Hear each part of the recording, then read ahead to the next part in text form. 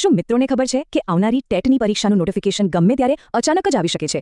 જી હા, અને જ્યારે એ આવશે ને ત્યારે ઉમેદવારો પાસે તૈયારી માટે બિલકુલ સમય નહીં બચે. નમસ્કાર મિત્રો, ગવ આઈક્યુ ગુજરાતના આજના આ ખાસ એક્સપ્લેનર સેશનમાં આપ સૌનું સ્વાગત છે.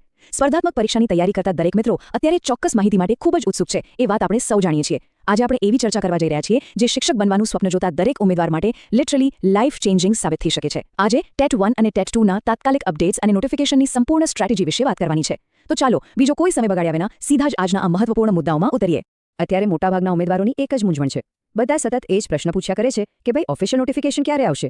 દિવાળી પહેલા આવશે કે પછી?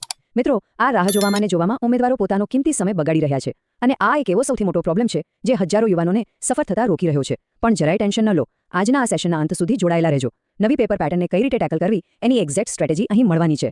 જો આ માહિતીને ધ્યાનથી ફોલો કરવામાં આવે તો સિલેક્શન કોઈ નહીં રોકી શકે, એ નક્કી છે.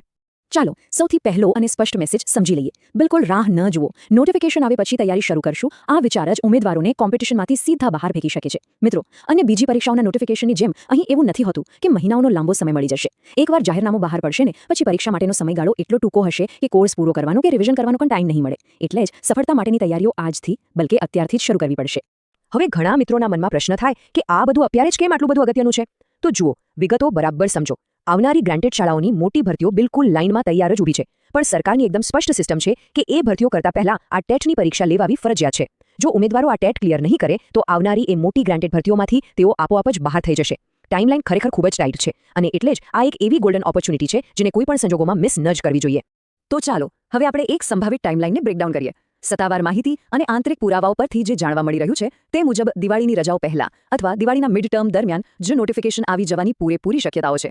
આનો સીધો અર્થ એ થયો કે નોટિફિકેશન આવ્યા પછીનો સમય ખૂબ જ ક્રિટિકલ હશે. એટલે જે મિત્રો અત્યારે એકદમ શાંતિથી બેઠા છે તેઓ ફાઇનલ રેસમાં ખૂબ પાછળ રહી જશે. આ ટાઈમલાઈન મગજમાં ફિટ કરી લેવી બહુ જ જરૂરી છે, કારણ કે આ જ રસ્તો ભવિષ્યની ગ્રાન્ટેડ ભરતીઓ સુધી પહોંચાડશે. અને હા, આ વાત સૌથી ઇમ્પોર્ટન્ટ છે, જરા ધ્યાનથી સાંભળજો. સરકારી નિયમોમાં પણ કેટલાક કડક અને મોટા ફેરફારો થયા છે. જે મિત્રોની નિમણૂક 2010 પહેલાની છે તેમને પણ હવે ફરજિયાતપણે તેમના લેવલ મુજબ ટેટ 1 અથવા ટેટ 2 ક્લિયર કરવી જ પડશે. આ નિયમ સીધી રીતે દર્શાવે છે કે સરકાર શિક્ષણની ગુણવત્તા બાબતે કેટલી કડક બની ગઈ છે. કોઈપણ સંજોગોમાં આ નિયમથી બચી શકાશે નહીં, એટલે નોકરીમાં ટકી રહેવા અને આગળ પ્રગતિ કરવા માટે આ પરીક્ષા પાસ કરવી અત્યંત અનિવાર્ય બની ગઈ છે. હવે આપણે અત્યારે જે અન્ય શૈક્ષણિક ભરતીની પ્રક્રિયાઓ ચાલી રહી છે તેના પર પણ એક ઝડપી નજર કરી લઈએ. જો આપણા કેટલાક મિત્રો પાસે 5 વર્ષનો શૈક્ષણિક અનુભવ છે તો હાલમાં AEES એટલે કે એટોમિક એનર્જી એજ્યુકેશન સોસાયટીના ફોર્મ ભરાઈ રહ્યા છે. તેમાં ચોક્કસથી એપ્લાય કરજો, બહુ સારી તક છે. આ ઉપરાંત જે મિત્રો TAT સેકન્ડરી મેન્સ અને TAT હાયર સેકન્ડરીના પરિણામની આતુરતાથી રાહ જોઈ રહ્યા છે તેમને પણ જણાવી દઉં કે આ પરિણામો પણ બહુ જ ટૂંક સમયમાં જાહેર થવા જઈ રહ્યા છે. આખી ભરતી પ્રક્રિયાની સિસ્ટમ અત્યારે ફૂલ સ્પીડમાં કામ કરી રહી છે. હવે એક ક્ષણ માટે વિચારો મિત્રો. ચાલો આપણે બે પ્રકારના ઉમેદવારોની સરખામણી કરીએ. એક છે કેન્ડિડેટ A અને બીજા છે કેન્ડિડેટ B. કેન્ડિડેટ A એવું વિચારે છે કે જ્યારે સત્તાવાર નોટિફિકેશન આવશે ત્યારે ચોપડીઓ ખોલવામાં આવશે. હવે પરિણામ શું આવશે? જ્યારે પરીક્ષા આપવા જશે અને પેપરમાં લાંબા પ્રશ્નો જોશે ત્યારે સમય ખૂટી જશે અને નિરાશા જ હાથ લાગશે. બીજી તરફ છે આપણો કેન્ડિડેટ B, જેણે આજથી જ શરૂઆત કરી દીધી છે. તે રોજ અર્થગ્રહણ એટલે કે કોમ્પ્રિહેન્શનમાં માસ્ટરી મેળવી લે છે અને અંતે મેરિટમાં ટોચ પર સ્થાન પામે છે. હવે દરેક ઉમેદવારે જાતે જ નક્કી કરવાનું છે કે તેમને કેન્ડિડેટ A બનવું છે કે કેન્ડિડેટ B.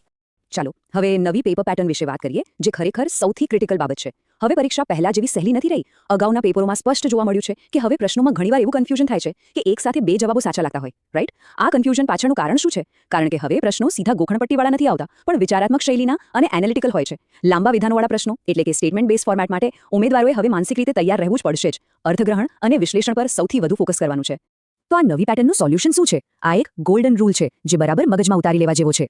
પરીક્ષામાં લાંબા વિધાનો વાંચવામાં તમારો કિંમતી સમય વેડફાય નહીં, તે માટે અત્યારથી જ લાંબા વાક્યો વાંચવાની અને તેનો અર્થ ઝડપથી સમજવાની પ્રેક્ટિસ કરો. બસ પરીક્ષાના હોલમાં સમય બચાવવાનો આ જ એકમાત્ર રસ્તો છે. જો વહેલાસર વાંચવાની પ્રેક્ટિસ શરૂ થશે તો જ વહેલાસર પેપર પ્રેક્ટિસ થઈ શકશે, અને તો જ સચોટ જવાબો આપીને એકદમ સારા માર્ક્સ લાવી શકાશે. અને હા, આ વાત સૌથી ઇમ્પોર્ટન્ટ છે. ધ્યાનથી સાંભળજો. અત્યારે જે તનતોડ મહેનત થઈ રહી છે ને તેને ક્યારેય બ્રેક ન લાગવા દેતા. તૈયારીમાં સાતત્ય જાળવી રાખવું ખૂબ જરૂરી છે. વચ્ચે તહેવારો આવશે, રજાઓ આવશે, પણ તમારી તૈયારીનો ફ્લો તૂટવો ન જોઈએ. જો વચ્ચેથી મહેનત છૂટી જશે તો પછી પાછળથી બધું ફરીથી ભેગું કરવું અને એ જ મોમેન્ટમ પાછું લાવવું લગભગ અશક્ય બની જશે. મહેનતને સતત અને પ્રગતિશીલ બનાવી રાખવી જ પડશે. તો મિત્રો, આ હતી ટેટ 1 અને ટેટ 2 ની સંપૂર્ણ વ્યૂહરચના અને તાત્કાલિક અપડેટ્સ. આવી જ સચોટ, ઓફિશિયલ અને પરીક્ષાલક્ષી માહિતી માટે ગવ આઈક્યુ ગુજરાતને અત્યારે જ સબસ્ક્રાઇબ કરી લો. જો આ સેશનની માહિતી ખરેખર ઉપયોગી લાગી હોય તો તેને લાઇક કરો અને અન્ય તૈયારી કરતા મિત્રો સાથે શેર ચોક્કસથી કરજો. અને હા, નીચે કમેન્ટ સેક્શનમાં તમારા જિલ્લાનું નામ જરૂરથી લખજો, જેથી આપણને ખ્યાલ આવે કે ગુજરાતના કયા ખૂણેથી મિત્રો આપણી આ કમ્યુનિટી સાથે જોડાયેલા છે. બસ સતત મહેનત કરતા રહો. ફરી મળીશું એક નવા અને શાનદાર એક્સપ્લેનર સાથે. All the best all of you.